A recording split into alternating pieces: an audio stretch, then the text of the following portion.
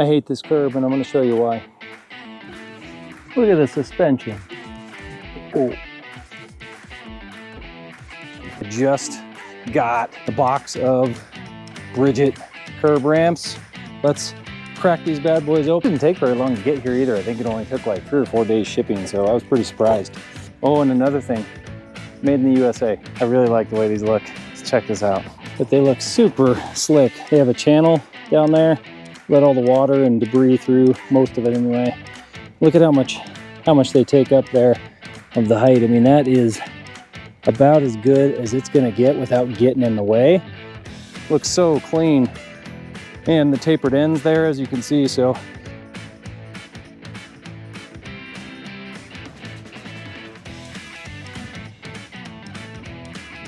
Visual of the ground clearance.